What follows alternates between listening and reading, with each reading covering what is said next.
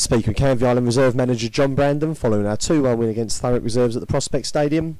John, an excellent win against one of our rivals for the league title. What were your thoughts on the match? Yeah, thanks Glenn. It was an excellent win because they were, well, as I expected, very, very good. They were the best side we played this season for me by a long way. They were athletic, they had a lot of ex-players who play at professional clubs, so to get a 2-1 win against them is very, very pleasing. We're now in a commanding position in the league with 4 matches to go and still in the cup. How realistic do you think picking up some silverware come the end of the season is with the squad of players you have? Yep, the squad's going to be stretched. We've got a squad of 18, but the academy are flying on their front as well, so we're going to be stretched a little bit. But everything is in our own hands. If we win our last 4 league games, we win the league. If we win our 2-legged cup matches against Barking, we're in the cup semi-final, and then who knows from there. So I'm going to be positive and say that we've got every chance to win, but you never know in football. So we're going to take each game as it comes and see what happens.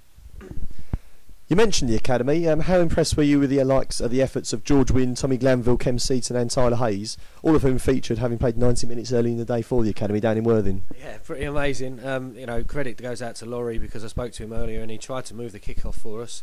Obviously Worthing wouldn't allow it, and then he drove he made sure that the coach came all the way back to the club so the boys were ready to go. So not just the boys but Laurie as well, and it just goes to show what a great unit we are: academy, reserves and first team. 5 of the boys were on the bench the other night against Cray. So everything's just coming together, and I'm impressed, but I'm not shocked because these boys have been doing that all year for us. Your next facing away match against Bowers and Pitsea reserves on Saturday, when the first team are without a game. You mentioned just there that we are all one club. How much would it mean for a healthy support from the island to you and the lads if to come along to that game? Yeah, it would. Playing 3 days after any match is tiring, and sometimes we're Canvey Island, so other teams up their game. It's like their cup final for us, and we beat them 5-2 recently. I think we had 130 over here against them.